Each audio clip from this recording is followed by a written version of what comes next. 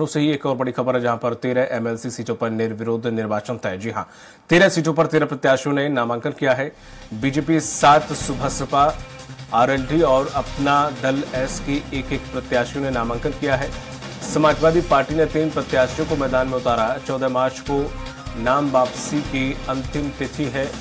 3 बजे बाद सभी प्रत्याशियों के निर्वाचन की हो जाएगी घोषणा। 14 मार्च आखिरी तारीख है नामांकन वापस लेने की।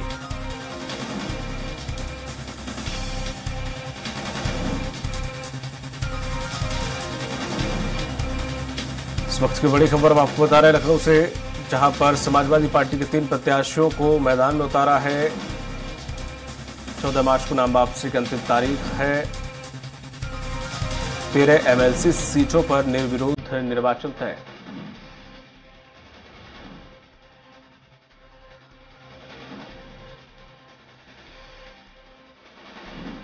तेरह सीटों पर एमएलसी सीटों पर निर्विरोध निर्वाचन तय माना जा रहा है, क्योंकि 13 ही सीटें हैं, जिसमें से 3 सपा के प्रत्याशी हैं, बाकी एनडीए 10 प्रत्याशी। और ऐसे में ये माना जा रहा है कि निर्विरोध निर्वाचन तय है।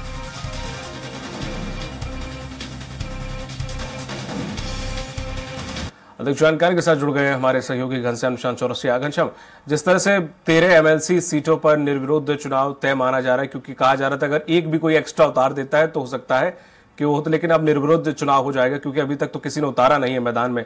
तो क्या इसकी संभावना है? हालांकि 14 तारीख तक नाम वापसी का तारीख है, लेकिन मुझे नहीं लगता कि कोई नाम वापस होगा।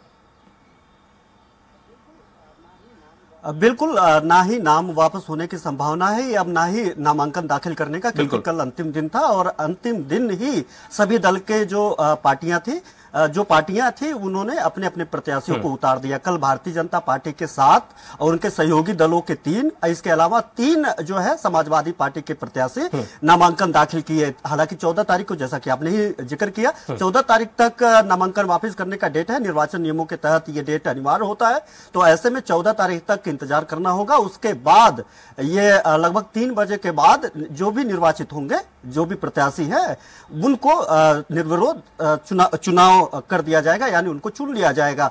पूरे अगर देखा जाए, आंकड़ों की बात की जाए तो जैसे राज्यसभा में हुआ, राज्यसभा में एक प्रत्याशी ज्यादा उतारा गया, क्रॉस वोटिंग की गई, और यह भी माना गया कि जिस तरीके से बताया गया, कई लोगों ने बयान भी दिया, समाजवादी पार्टी की तरफ से 8 लोग, 7 लोग तो सीधे तौर पे भारतीय जनता पार्टी के प्रत्याशी को वोट किए थे, और संजय सेठ को, जो भारतीय जनता पार्टी के प्रत्याशी थे राज्यसभा में, और एक जो महाराजी देवी, गायत्री प्रजापति, पूर्व मंत्री गायत्री प्रजापति की जो पत्नी है, विधायक है अमेठी से, वो आकर के वोट नहीं की थी। तो 8 ऐसी वोट था जो प्रभावित किया था पिछले राज्यसभा में, और नतीजा ये रहा कि तीसरा प्रत्याशी राज्यसभा का जो समाजवादी पार्टी का था वो हार गया, और 8वां प्रत्याशी भारतीय जनता पार्टी की तरफ से जीत गया।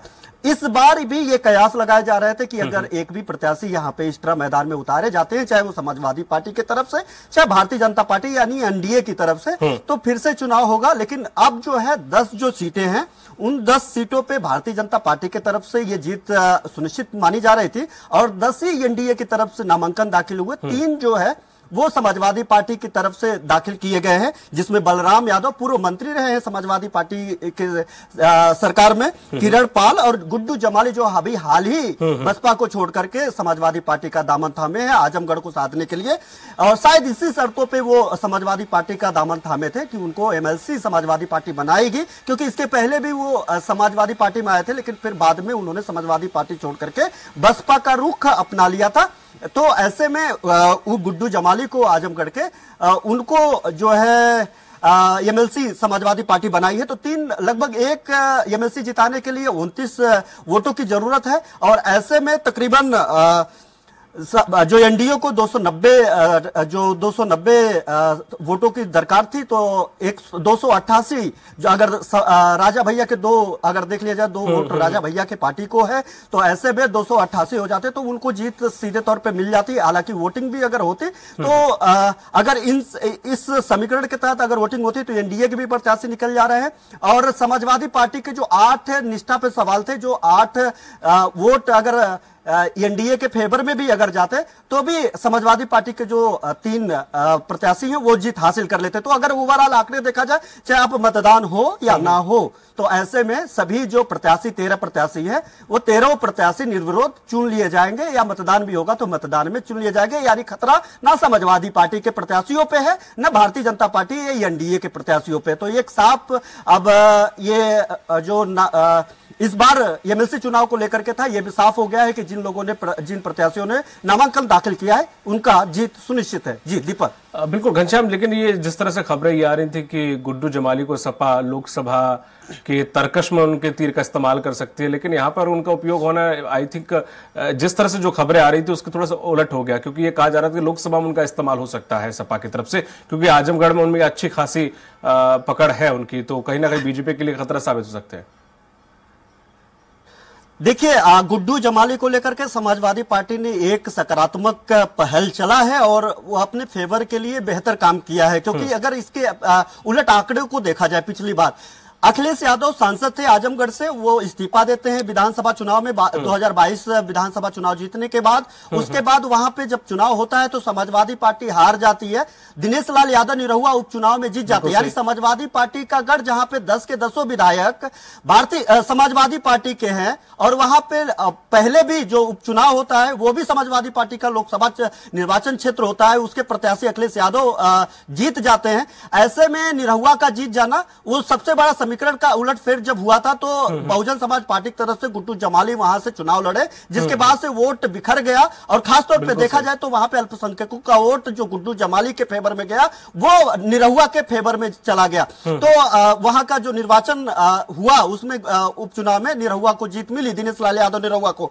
ऐसे में उन्होंने गुड्डू जमाली को ही अपने पाले में ला दिया, शर्तें चाहे जो भी है। अब वहां से अब जो समाजवादी पार्टी है ये तय करेगी कि एक तो साधने की गुड्डू जमाली के जरिए साधने की अल्पसंख्यकों को साधने की काम करेगी, इसी के साथ साथ वहां पे यादवों को साधने का काम करेगी। और जो चूंकि ये मानती है, समाजवादी पार्टी मानती है कि जो हमारे कोर और मूल वोटर है एमवाई समीकरण की बात भी करती है, तो ऐसे में जो भारतीय जनता पार्टी के प्रत्याशी हैं उनके खिलाफ एक बड़ी चुनौती देने की कोशिश करेगी। जो उपचुनाव में उसने गलतियां की समाजवादी पार्टी ने, उस गलती को फिर से ना दोहराया जाए, उस समीकरण को भी महफूज, अपने सीट को भी महफूज किया जाए, जो खोई हुई बिसात थी वो उसको भी वापस लिया जाए। तो ऐसे में गुड्डू जमाली को एमएलसी बना दिया गया। अब देखने वाली बात हो कि हो सकता है कि उनको लोकसभा चुनाव लड़ा है, लेकिन बाद में एमएलसी कैसे बनाते, तो ऐसे में गिव एंड टेकन का जमाना है।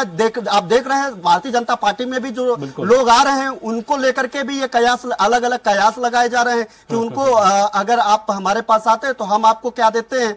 और ठीक उसी प्रकार से अब ये बात सपा सुप्रीमो अखिलेश यादव भी अब समझ चुके हैं कि जब तक हम किसी को देंगे नहीं तब तक वो हमारे पास आएगा नहीं। तो एक परिपाटी तय हो चुकी है उत्तर प्रदेश की राजनीति में कि जब भी कोई दल दूसरे दलों से आता है, जब कोई दूसरे दल का नेता दूसरे दलों का दामन थामता है तो गिव एंड टेकन होता है। अगर हम आपको कोई समर्थन देते हैं तो आपसे हमें पद की लालसा होती है। तो अब यही कारण है कि गुड्डू जमाली को उनको रिटर्न गिफ्ट समाजवादी पार्टी की तरफ से एमएलसी के तौर पे दे दिया गया है। अब वो लोकसभा में कितना मुफीद बन पाते हैं, आजमगढ़ में जो खोई हुई इनकी वर्चस्व है समाजवादी पार्टी का, एक तरफा एक छत्र वर्चस्व है समाजवादी पार्टी का आजमगढ़ में, वो उसको कैसे मेंटेन करने में सफल हो पाते हैं ये तो आने वाला वक्त बताएगा। लेकिन जो गुड्डू जमाली को लेकर के एक सुगबुगाहट थी कि वो लोकसभा चुनाव लड़ सकते हैं समाजवादी पार्टी की तरफ से, वो थोड़ा सा साफ होता दिखाई दे रहा है। और इसमें पता चलता है कि अब जो है आजमगढ़ में मुलायम सिंह यादव के परिवार का, यानी अखिलेश यादव के परिवार का कोई प्रत्याशी वहां पे रहेगा। जी, तमाम जानकारी साझा करने के लिए शुक्रिया आपका, घनश्याम चौरसिया।